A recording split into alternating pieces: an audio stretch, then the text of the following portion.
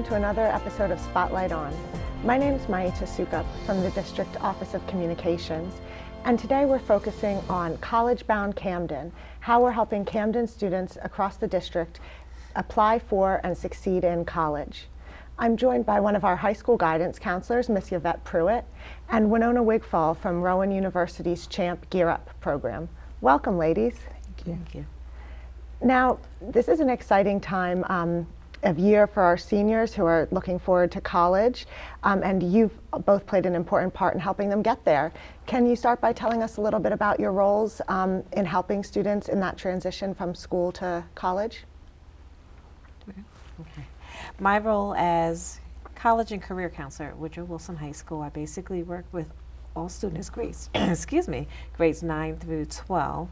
So my specific responsibilities include providing experiences to prepare for any of the desires that the students have after graduation. So our primary focus at this point is for college preparation, and that will include my working with our partners and providing experiences through college fairs, college visits, any tests that are associated with college preparation, so our PSAT, SAT, ASVAB, and AccuPlacer, providing guest speakers, and any other experiences that the students need in order to become successful during post-secondary. Thank you. Ms. Wigfall? I'm the director of the CHAMP Gear Up program at Rowan University. We're a pre-college program. We work with students in grades 6 through 12. We basically motivate them to stay in school, do well in school, and go on to college. We provide them with all the necessary tools that they would need to be successful. What we do, we have an academic year program as well as a summer program, and everything is about college access. So we're trying to make sure that they start thinking about college at an early age, and then keep that momentum going. We provide college visits for them. We provide SAT prep. We also provide them with college student mentors. We take them on the college campus 2 Saturdays a month. We have a Saturday program where we're building up their skills. We teach them leadership skill building activities. Anything that's going to make them be successful in college, that's what we do. We work very closely with the guidance counselors in each of our high schools here in the city. Anytime they need workshops provided for the students, we step in and do that as well. We assist them with financial aid workshops. We bring in outside speakers as well to help, make sure that they are aware of all the college access information that's out there. Excellent.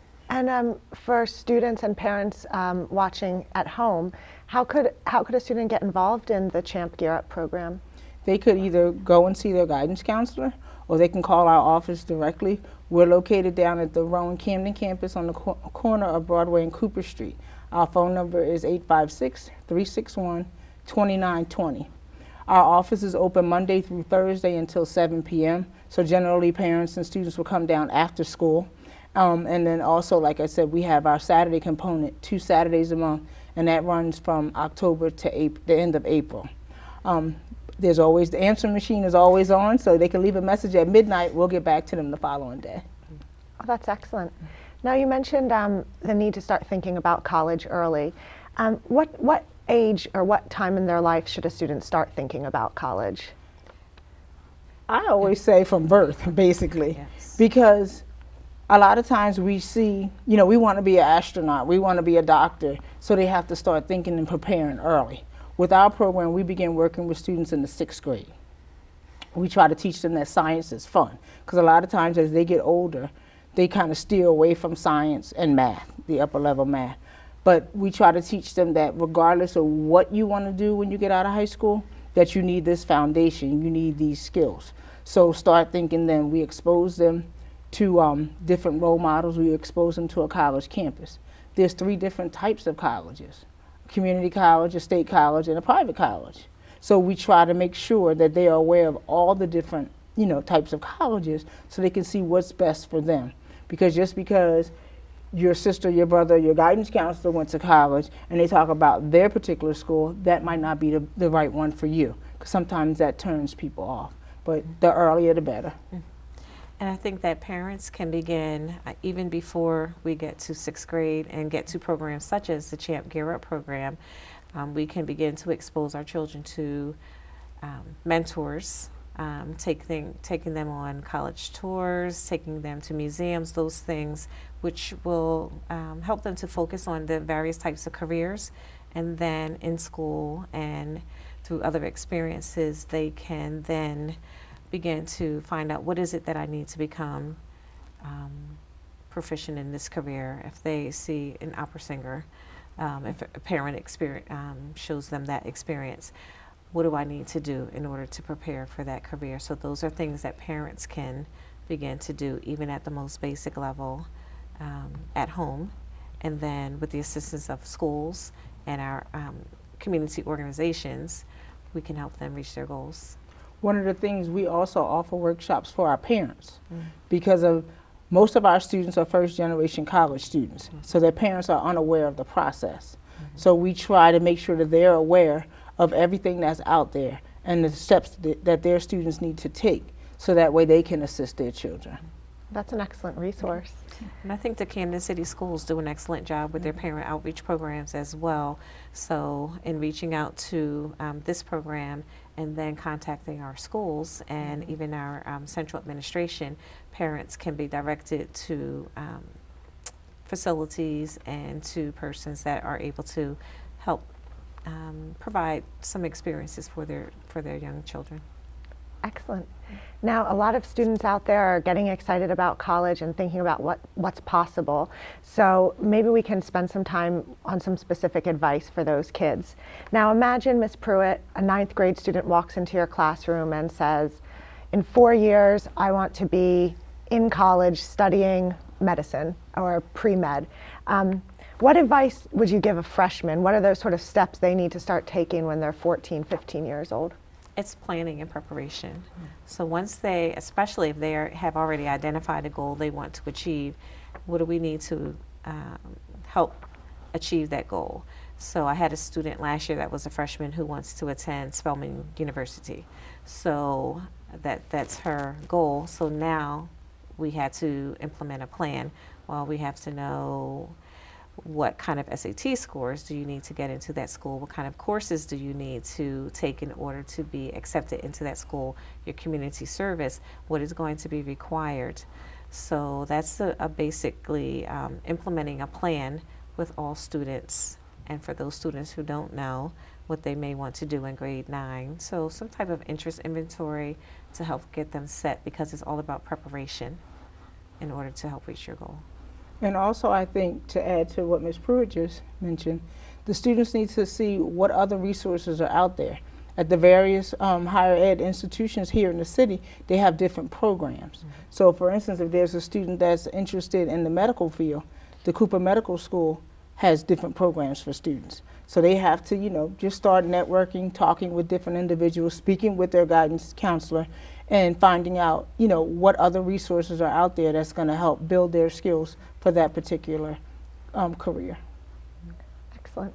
Now, you both collectively have helped thousands, probably tens of thousands of Camden students apply to and succeed in college. And throughout all of those experiences, you must have identified some common pitfalls that students face in the application process. What are some of the hurdles that students face in applying? And then can you provide some suggestions on how students can avoid those? I think that basically waiting until the last minute to complete their applications. I always tell students, don't let their application fee prohibit you from applying to a college. There are fee waivers out there. You can also contact a college directly and ask them would they waive the fee for the application, and take it one day at a time, because sometimes they feel overwhelmed when they say, oh wow, I have all of this I have to complete in order to have a completed application. Just take it one step at a time, and there's help out there. Come see your guidance counselor, or come see one of the CHAMP counselors that are visiting your school, or come down to our office in the evening. Yes, I was also going to identify procrastination as one of the biggest pitfalls, because it's not true that our children don't have dreams, but there's a lot of procrastination on behalf of some of the students. But the other thing that if we could do a better job at getting students to understand that they're not alone. So some of them feel that their circumstances will prohibit them from getting into college. So whether it be documentation, like legal documentation, custody, they don't live with their biological parents, and they feel as though their situation is just unique, but there are resources that are available. But by sharing that information, the counselors or outside agencies can actually help you work through those issues. So I think that's one of the pitfalls that I see, and students, and sometimes actually causes the procrastination until they feel free and open enough to share that I'm having this problem. But there are experts that are able to help you get through that and help you get to where you want to be in life. And also, don't think that you're not going to be able to afford to attend college. There is funding out there available to you. There's various scholarships, there's grants. You know, a lot of the students participate in community service. There's scholarships for community service. So we try to, you know, just sit and talk with the students, and we also try to walk them through that process to help make them feel comfortable. Excellent.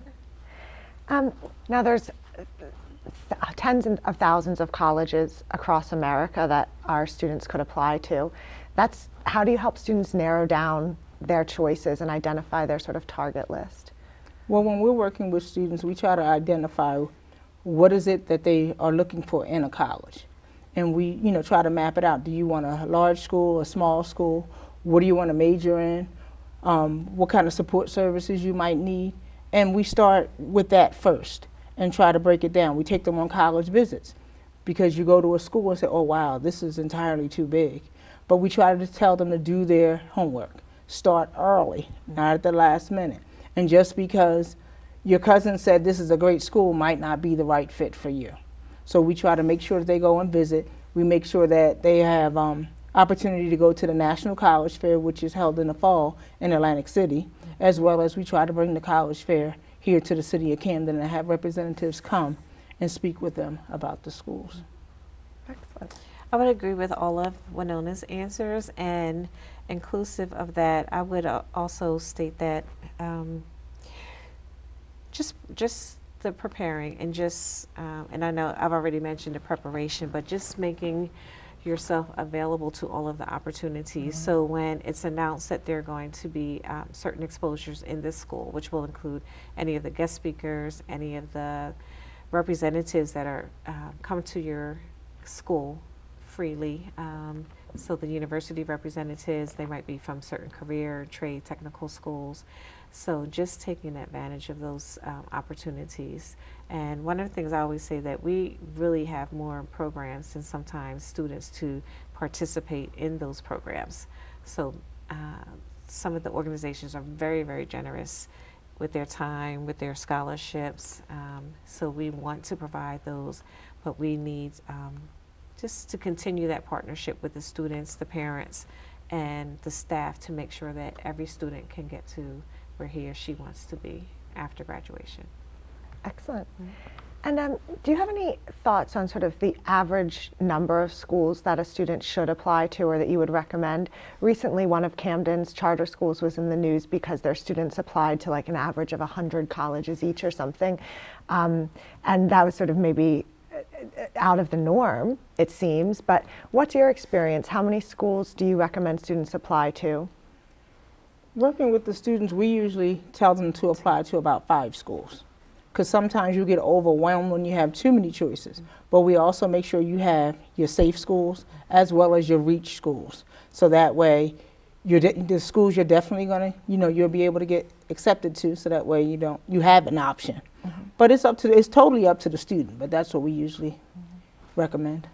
I think the common application allows students to apply to that many schools, but I'm going to agree once again that it presents a lot of options, too many options. If you actually get accepted to that many schools, you may then run into some issues of fee waivers.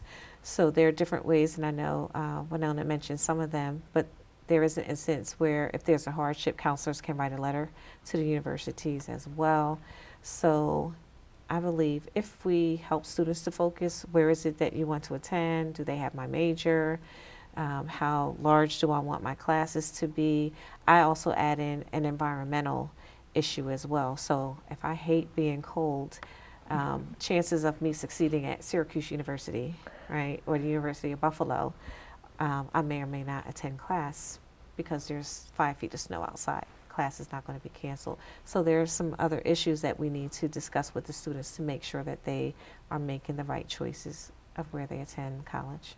Great. Can you talk a little bit more about the fee waiver, because that seems like an important point for our students, and also a little bit more about the common application, and when do students in their senior year have to start thinking about these things, getting the fees waived if necessary? Or when you, if you get a fee waiver to take the SAT test, College Board automatically gives you fee waivers, and I think it's 4 fee waivers.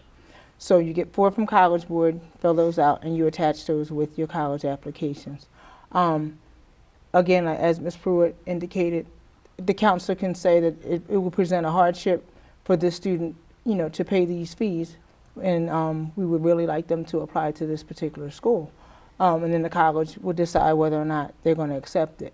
As well as you can come to different agencies, such as our program. We also provide fee waivers. So there's really no reason why you can't apply to a particular school. But sometimes we try to tell students, just be serious about which colleges that you are going to be applying to. And because we do take them, take the students on, we try and take them in as many college fairs as possible. The colleges at that time, if the students are there, many of them will waive the fees at that time as well. So I know with the Career Council, they sponsor a college fair in the fall, one in the spring at the Riverwinds, and then of course we have Champ and Gear Up, and then the National College Fair, and then there's the National College Fair in the spring, which is at Edison. So there are well over 300-400 colleges and universities there, and the HBCU college, Malcolm Bernard HBCU College Fair, which is held here at the Susquehanna Center. So our students are afforded many opportunities, so they can get the fee waivers at that point by meeting with the colleges as well. And also at the HBCU fair in the fall, they can also get on-site admission. So if they come with their transcripts and all of their documentation, they come in, they speak with the college representative, and then they can also be granted, the fee waiver at that point, and also instant admissions. oh, that's a great opportunity. And additionally, I know that several of the counselors in the district, our partners in New Jersey and the representatives, we can actually set up on-site interviews at our schools. So some of them actually come to our high schools and interview the students on-site, and they can usually, if they qualify, receive on-site acceptances right here in our schools. And what time of year do those interviews happen? All throughout the year. So we'll usually late fall when all of the SAT scores are back, when they finish their portfolio, finalize it to the point where they are going to present it for presentation. Excellent. And you just mentioned a few times the SATs. Now, for many students, this is a nerve-wracking experience, a scary test where maybe they feel a lot of pressure. So what's your advice to students who maybe didn't do as well on the SATs as they might have wanted to? We always tell students to take the test early. Our program offers free SAT prep classes in the evenings, 2 days a week. We give students bus tickets to get down to the Rowan Camden campus to take the test and then get back home. We'll give them a SAT practice booklet as well. I tell them just go take the test. If you're taking the right high school classes, if you're doing your work, a lot of times that little extra prep is going to help ease your anxiety when you're going to take the test. So don't stress too much when you're going in to take the test. Prepare yourself, get a good night's sleep, and go in and do your best. And the district has, I believe, the last 3 years paid for all of our 10th and 11th graders to take the PSAT during the month of October. So by the time the students get to take the SAT, the 10th graders will have had the opportunity to take the PSAT twice.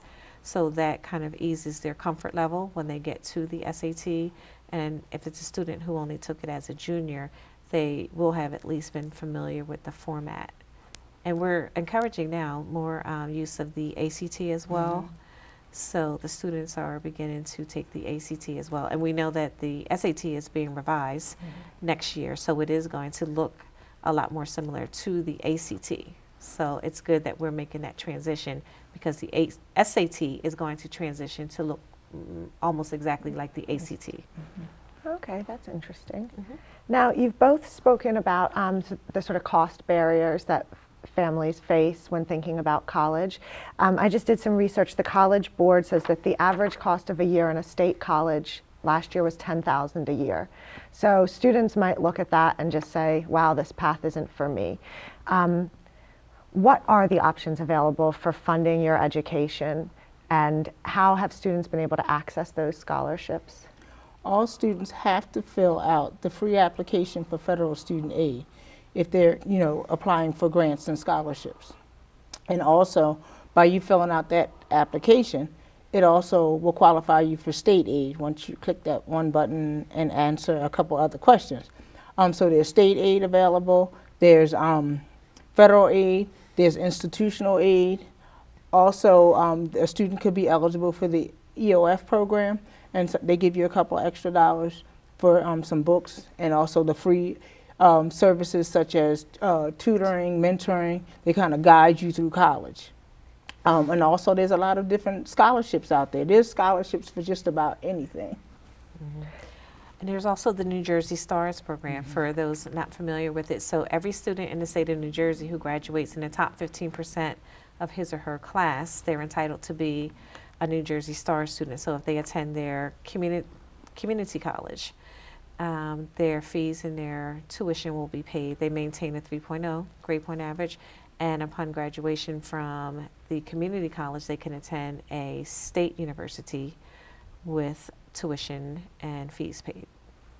And also, in addition, the students who are eligible for New Jersey STARS, in most cases, are also eligible for the Garden State Scholarship. So that's an extra grant that will help pay for school. And also, currently, with our program, we're in our third Gear Up cycle. Students who have been through our first 2 cycles, and that includes students who are graduating this year, if they stay in the state of New Jersey, in addition to all those fundings that they're going to be receiving, they'll also receive a New Jersey Gear Up scholarship, which totals over $5,000 a year. And that's for 4 years as well. Oh, excellent. Yes. And we have very generous benefactors in the city who offer scholarships. So besides the private scholarships, we have just regular annual scholarships, those that are offered by the Board of Education. We have Women 2001. The local fraternities and sororities are very generous in offering scholarships. So this is the Camden Bar Association. So there are a ton of scholarships that are available for students to access. So if they want to go to school, there's money out there. Excellent. And students can obviously research online, but you probably have some resources in your college access room, and in your through the program there's resources available. And a lot of those websites are listed on the Camden Board's website as well, so parents can access if their students don't bring them home. There's a section for scholarships, so parents can begin to access that information for themselves as well. Excellent. That's a brilliant point, bringing up parents' role in the college application process. And Winona, you're actually sponsoring a college fair that both parents and students can attend later this month. Can you tell us a little bit about that? Every year, Gear Up sponsors a college fair here in the city, and it's always at one of our local high schools. This year it's going to be at Woodrow Wilson High School on May 28th, and it's going to run from 9 until 1. We're going to be busing students from all of our area high schools to the fair, as well as, parents, community members are also welcome to attend. There's going to be representatives from the New Jersey EOF programs there to speak with the students. They're going to talk about, we're also going to have workshops, financial aid workshop, as well as a preparing for college workshop. Usually we have this fair in the fall. This year we're having it in the spring, so it's mainly targeted towards juniors, sophomores, and freshmen. And then again next fall, we're going to have another fair. Excellent. And once a student's been accepted to college, the work doesn't end. That transition from graduation to the first day of college can be tricky, and there's steps involved. What's your advice for those students facing that situation next month? So it's the new phrase, like keep calm in. So it's very tricky. And for the parents, it's a daunting process. For the students, it's a daunting process for the parents. And it's a time on task process for counselors that are helping, because you need to be precise, making sure that all the forms are filled out completely, selecting the college that they are actually going to attend, making sure that no deadlines are missed, so that you think that you're going to attend Montclair, but you did not submit your paperwork on time. So it really just requires just monitoring the students, assisting the parents where necessary. One of the issues I'll just speak for my students, is receiving the acceptance letter. It's easy enough to work on the paperwork, but one of the I'll say roadblocks for us, for the parents, is sometimes the deposits that are needed.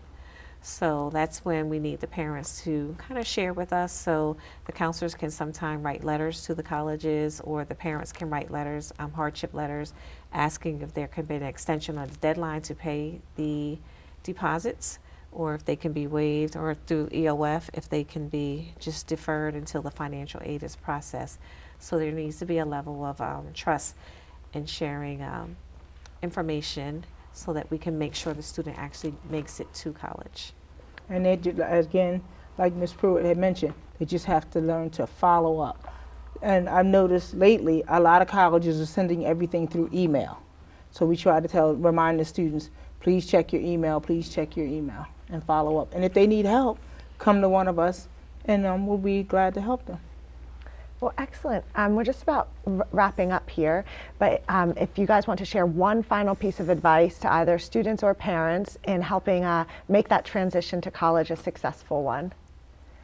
I would say, keep on top of everything, and if you need help, ask for help. No question is a dumb question, as we've all been told in school. There are people here that are here to help you and want to walk you through that process. And don't get overwhelmed with the process. Just take it one step at a time. I think my advice is just be open to knowing that there are resources available, and no matter whom you're comfortable with speaking with, one person will find out the information for you. So there really are our benefactors, our community members. Everyone wants to see our students succeed. Everyone wants to provide them with whatever it is that they need for their success.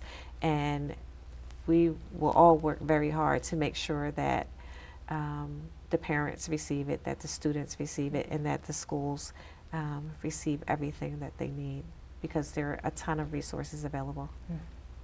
Well, thank you so much for joining us today, and for all that you do to help our students succeed. This was another episode of Spotlight On. This week we were joined by Ms. Pruitt and Ms. Wigfall to discuss college-bound Camden. Thank you. I'm Maita Soukup, and thanks for watching.